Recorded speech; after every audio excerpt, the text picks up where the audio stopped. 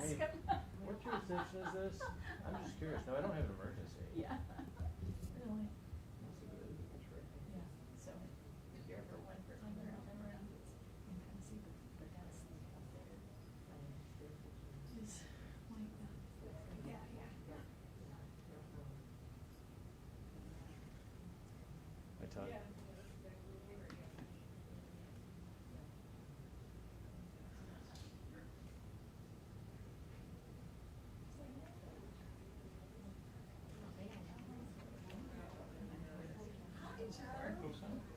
So, just when you said that, I was like, oh, this sure is hot. And I really wanted to put together a few days ago. There's a new sheriff in town. I had to be good for me until I get tired.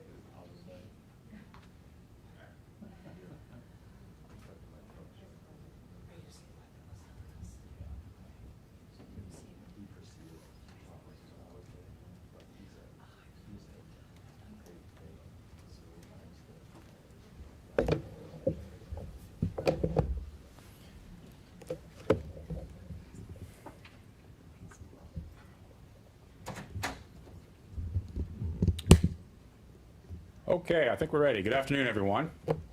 My name is V. Paul Patel. I'm the acting United States Attorney for the Southern District of Ohio. And I'm joined here today with several people. Let me introduce them. So starting at the far side and coming closest to me, one of our Deputy Criminal Chiefs, Assistant United States Attorney Brian Martinez is with us.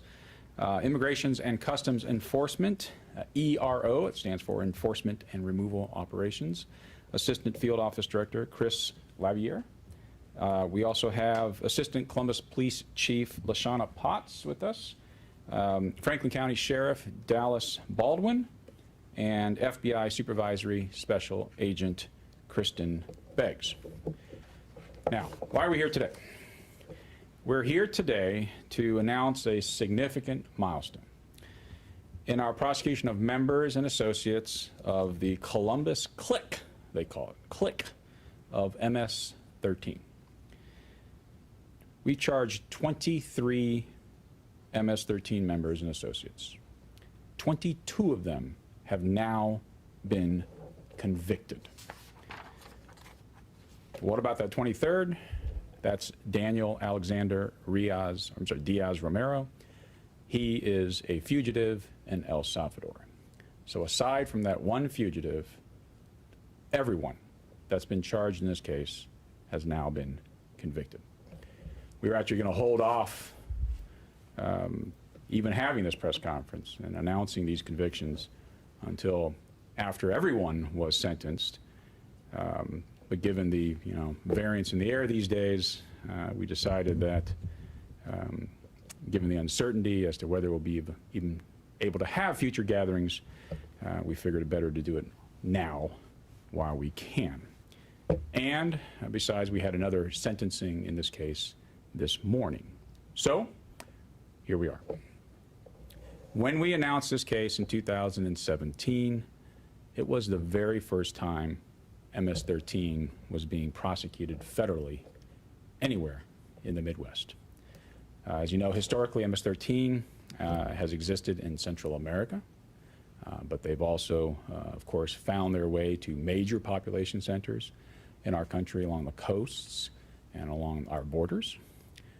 But what we found is that that gang had made its way here, in our community, in our lives, in Columbus, working and living under the radar, but committing heinous crimes. MS-13 is the only street gang, the only one that the United States has recognized as a transnational criminal organization. Well, what does that mean? That gives the Treasury Department some asset freezing powers and other authorities. But like any other organization, MS-13 has a business plan. That business plan is to make money through terror. This particular clique, they call it the Columbus Clique of MS-13, raised its money through a variety of forms of criminal activity, in addition to demanding the regular payment of dues. All this money, what happened to it? Well, it's wired overseas to MS-13 members in El Salvador, Gang leaders then used the money to buy guns, other weapons, cell phones, provide clothing, housing, legal assistance, and other forms of aid to other MS-13 members, particularly those that were incarcerated. And they also supported the families of its other MS-13 members who may have been killed. But as many of you know, more than anything else, MS-13 is known for their brutality. Brutality. For committing violence simply for the sake of violence. You've heard many stories about MS-13 members using things like machetes, right? Machetes to maim and kill their rivals and enemies. They're also known for extortion, for extorting money from vulnerable populations, like those who don't speak English, just by way of one example.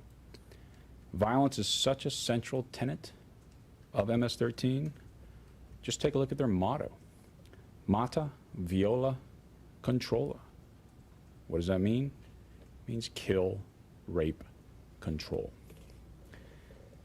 There's no exception with this Columbus clique of MS-13. They are some of the most, if not the most, vicious offenders this office has ever prosecuted. This clique includes Juan Flores Castro, also known as Duende. He was the one that I was mentioning that was sentenced just this morning here in federal court by United States District Judge Edmund Sargas, Jr., and he was sentenced to 35 years in prison. As you also know, MS-13 preys largely on members of the Central American community.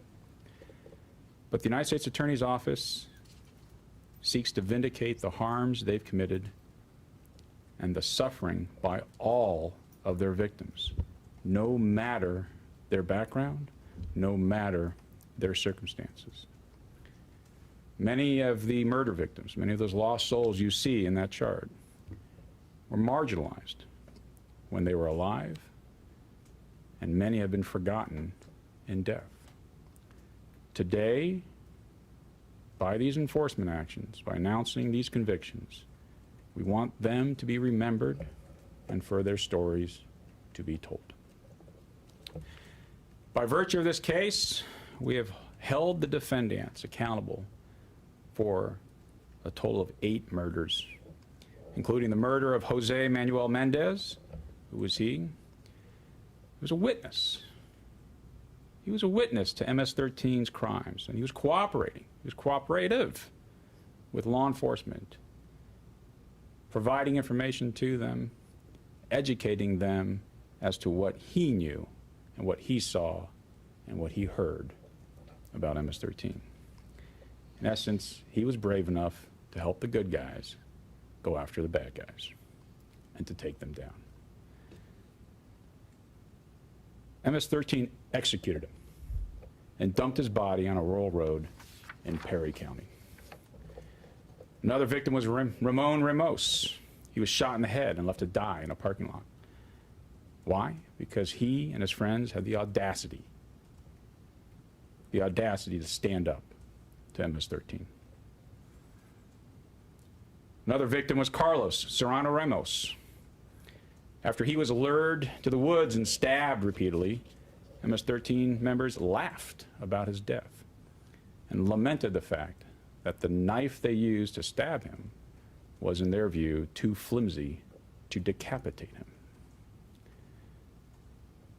Wilson Valleda, he was 17 years old. More than 20 gang members savagely attacked him, and he was a high school student. And they mutilated him with machetes to the point where his body was unrecognizable. Another murder victim of this clique was Jose Ovillo Ayala Alas. He was stalked from Ohio to Virginia, killed there, with machetes, and buried so well that the FBI still has been unable to find his remains despite heroic and multiple efforts. Another victim was Salvador Martinez Diaz. MS-13 members planned his murder for more than a year before ambushing him and riddling his body with bullets. Where? Right in front of his residence. Where was he coming from? A soccer game. Okay. Israel Anibal Mejia Martinez. MS-13 members, including one whom the victim considered a friend, killed him with machetes, dismembered his body, and buried his remains in 2 separate holes in a large park in Indianapolis. The FBI was able to track those remains down. And our last murder victim that we're going to talk about here today is Genesis Cornejo Alvarado. Genesis was 15 years old. Right? One of these defendants, pictured on this chart, ordered MS-13 members to kill her when she was in Houston. Why? Because in his mind, in his world, she had offended him, disrespected the gang. Again, how? By allegedly dating a rival gang member, and in their mind was therefore dirty and deserving of death. She was lured by MS-13 members in Houston to a remote road where she was shot twice and her lifeless body dumped where it fell and left to rot. We've highlighted on these posters, some of the defendants that were convicted for committing these terrible murders. And as you can see from the chart listing the sentences imposed, they're going to be spending decades, and for some, the rest of their lives, in prison. They will terrorize our community no more. It wasn't just murders, though. They terrorized in a variety of ways. The defendants in our case burned a victim's car when the victim refused to be extorted for money, conspired to murder at least one other potential witness, threatened to kill an individual's family if they cooperated with law enforcement. Of course, possession of firearms and ammunition, drugs, distribution of drugs is all part of their campaign. Destruction of evidence, and they menaced and harassed countless other victims in our community. They brought terror to this community using machetes. We removed them from this community using evidence, legal process, and the rule of law. We could not have done it alone. Over the last several years, so many members of this community stood up, previously living in fear, but they stood up and they spoke up. We could not have built this case and prosecuted these individuals and removed them from society for so long without their help. We salute them. We recognize them for their bravery. And we thank them for doing the right thing.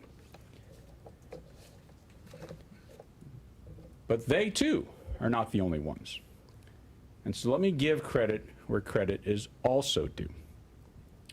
It's not hyperbole, as you know, with MS-13, to say that the prosecutors on the case, that the federal agents that worked the case, and that the state and local officers who worked the case alongside risked their own safety to end MS-13's reign of terror. Our community is safer today thanks to they and their work. While I stand before you today as the face of the office, I'm assisted in the discharge of this office's duties by the 130+ members of this office that figuratively stand beside me here today.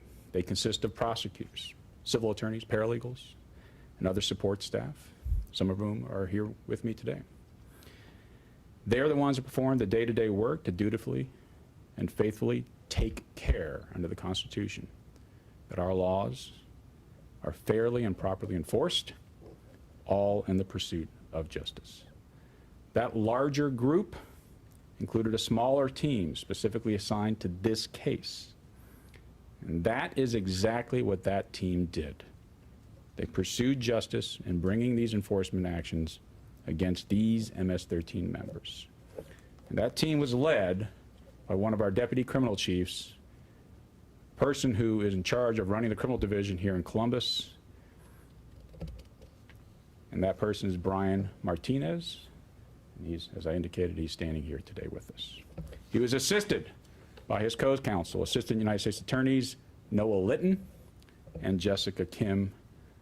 The public should be proud of these 3 federal prosecutors and their support team. I know I am. Now, none of this would be possible without the tireless work of the investigating agents, the law enforcement officers who obtained the evidence, sifted through it all, built the court cases, witness by witness, brick by brick. They, of course, prefer to work in the background and to remain nameless and faceless in this line of work for obvious reasons. But their work is not forgotten or unappreciated. So thank you to the FBI agents, the Immigration and Customs Enforcement officers, the Columbus police officers, the Franklin County Sheriff's Office deputies, who, with assistance from HSI and the Ohio Attorney General Dave Yost, BCI, worked this case in the face of constant danger. Thank you, everyone, and thank you, ladies and gentlemen. Let me hand the microphone now off to Kristen Beggs, FBI Supervisory Special Agent, and then I'll cycle back after everybody's done to try to answer your questions. All right. Thank you, everyone.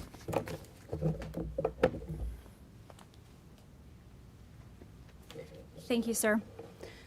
As you mentioned, my name is Kristen Beggs. I'm a Supervisory Special Agent at the FBI, and I wanted to extend my wholehearted gratitude to the United States Attorney's Office for aggressively pursuing RICO charges in this investigation. These cases take years, and since 2016, the Safe Streets Gang Unit of the FBI has been investigating this criminal enterprise. You just heard the egregious crimes that they did and the lives that they took. And it took years to investigate this. It took a lot of patience from the community. And in 2019, I spoke to you on the courthouse steps after Momia, the leader of the gang, pled guilty. In those times, in the last 2 years, behind the scenes, in closed courtrooms, while America was suffering from COVID, the citizens of Columbus got their justice. These people were sentenced to big justice. Life in prison, 40 years, 35 years. Today marks another incredible success for this team and for our community. And 2 years ago, I stood there and urged the public to continue to be vigilant and to call the FBI if you sensed any sense of resurgence of this gang in our communities. And I thank you for calling. Thank you for reaching out and providing tips to the FBI. And my message remains the same today. We have got to come together as a community to combat gang violence. And these are incredible examples of why it's important to come forward. As the FBI, we will not tolerate violence and retaliation against cooperators. And these sentences, life in prison for those who commit those crimes, sends a big message. If you have information regarding a specific gang, contact your local FBI. And for the Safe Streets Gang Task Force in Columbus, we will continue to monitor MS-13. I'd be remiss if I didn't tell you that this is an international problem. And thanks to the law enforcement in El Salvador and also in Mexico who helped make this possible. And we will continue to work with them while we have fugitives. And if there's any indication that we need to continue focusing on MS-13. Columbus is no stranger to violence and gangs, But it takes a community, not just of the law enforcement agencies comprised in our Safe Streets Gang Task Force, but also members of the public. So thank you for your courage. We continue to ask you to work with us so that we can make our community safer. The only way we can do this is if we achieve this together. So again, if you see something, say something. I would like to now pass this to our Sheriff Dallas Baldwin from Franklin County. Thank you. Good afternoon, and my name is Dallas Baldwin. I'm the Franklin County Sheriff, and I want to echo all the remarks that have just been made. 8 victims, 23 suspects. Franklin County has not in my career, which has now been about 43 years in law enforcement, I've never seen this level of violence and brutality from any gang ever. And the resources that it took to bring this investigation to a close, successful close, is incredible. Not one agency could have done it by themselves. It took collaboration and cooperation with agencies all across Central Ohio and the federal agencies. And just my appreciation, my thanks to everybody involved in the investigation. You know, and as has been said, we can't do this alone. We need the community's involvement. Anybody in the community that sees something, if they need it to get information, they need to call us right away, because this is so important. When you look at the 8 victims, especially the 15-year-old, and think about the families that have been impacted by this type of brutality, it's hard to imagine, but they are, in some sense, getting their justice because of the outstanding work done by the U.S. Attorney and all the other agencies. So again, I just want to express my thanks for our involvement. I'm very proud of our people that were involved. I'm very proud of all the officers and agents involved in this operation. And we may not be finished. You know, we're still actively pursuing and looking for other people that might be involved in similar activities. So again, I just want to thank everybody. And at this time, I pass the microphone over to Chief Potts from Columbus Division of Police. Thank you, U.S. Attorney Patel, Franklin County Sheriff Baldwin, and FBI Supervisory Special Agent Beggs. Today, I stand here just 30 days in as the Assistant Chief of the Columbus Division of Police, and I am reminded of the importance of continuous collaboration and partnership with my state, federal, and local partners. This investigation took all of us working together to help dismantle and convict members of one of the most dangerous gangs in Columbus. It has also brought closure to the families affected by this violent gang.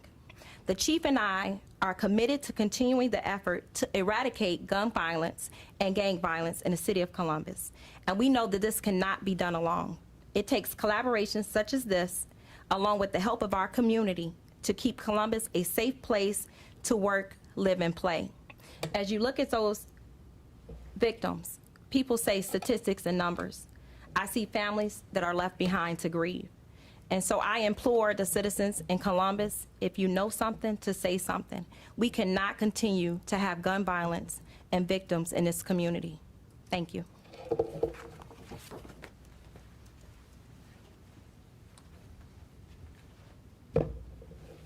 Okay, thank you, everyone. Now it's your turn. So what's on your mind? Thank you, sir. Luann with ABC6.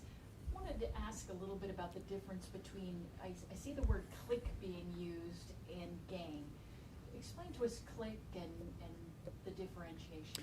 Sure, and I invite other, my partners here from the law enforcement agencies, Brian, yourself, if you want to weigh in, or if I get any of this wrong, right? So think of MS-13 as the transnational criminal gang, okay? And then as part of that overall gang, you have smaller groups or units that are, you know, finding themselves in smaller communities. As I said initially, typically border or coastal communities, but now, you know, we're finding them obviously in Columbus. Just yesterday, the Department of Justice announced a similar but smaller type indictment in Nashville, or in a city in Tennessee. Okay, those are the cliques, but you got the transnational gang. I'm seeing heads nodding, so I think I got that right. Sir. Attorney Patel, 2 questions. Could you spell click? What? Sure. C-L-I-Q-U-E. C-L-I-Q-U-E. Thank you. Can you talk? I thought that was it. That was the easy one. Can you talk, please, more about the nature of MS-13? These gangs, my understanding is a little bit different than the street gangs that we have in the United States. you're not always entering this gang willingly. You might be doing it with your life on the line. And my understanding is it's almost impossible to leave this gang without putting your life on the line. So violence seems to pervade them inside and out. How did the threats that these own gang members may have faced for their own lives play into your investigation of their crimes? Let me say this much, no doubt, this is different, right? As you said, MS-13 is taking gang violence just to a next level, and the intimidation and the extortion and so forth. It's always going to be there, right? It's all the threats of violence, the threats of retaliation. It's at a new level with MS-13. That said, we all are a product of our own choices, all right? We all make choices, and those choices are their own, and they're being held accountable for the choices that they ultimately made. And so they had opportunities to make different choices from the time that they joined the gang, under whatever circumstances we're talking about, to the time they pulled the machete out and started chopping away at people. Okay? So I want to make that point clear. Yes, there is intimidation, there is violence, there are circumstances, and we've heard the stories about how people get into the gang in the first place. All right? But the legal concept of duress was not part of this case. Wasn't even raised, not a legal defense, okay? Nowhere near. They're being held accountable for their decisions and their choices. Does anybody else want to weigh in? Follow up? Absolutely.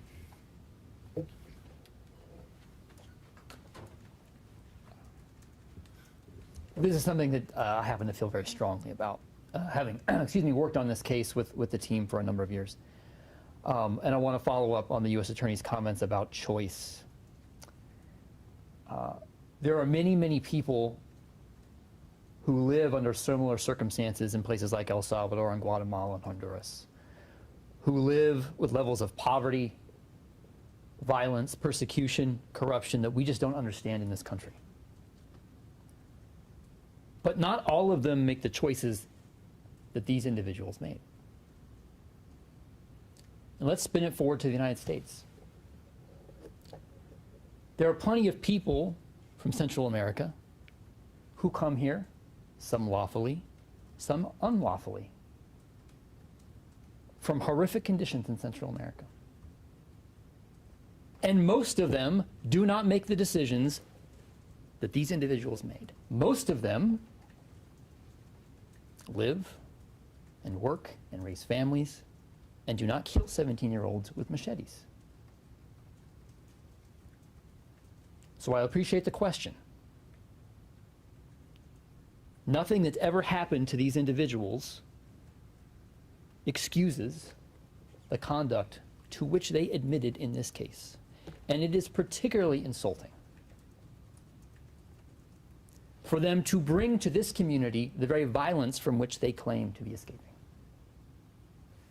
Thank you. Well said. Anybody else care to join? Okay. You may have seen me take a quick step back as Brian was pointing to these people, and so I don't mean to make light of what Brian said. He said it, and I don't want to add to it because he said it so well. All right. Anybody else? Ma'am. Are there other gangs in operation? I know we're talking about MS-13 right now, but what else are you seeing? We've had unprecedented violence. It seems like here in Columbus we see a lot of the same cast of characters coming up with shootings and that sort of thing. I think Assistant Chief Potts is possibly able to answer, but I know since you're new, I'm not sure how deeply you've dived into this. Perhaps even some of our Central Ohio other law enforcement might have a better handle to explain that, and certainly if you have addressed that in your month here, welcome to Columbus, by the way. Thank you. You know, I just wonder, you know, what are you seeing? Because certainly our violence is unprecedented, and, you know, we see this and it's a good thing, but it seems like there are other gangs at work. Sheriff, Assistant Police Chief, FBI. Sheriff, could you step to the mic, please? Thank you, sir. Sure, put me up here.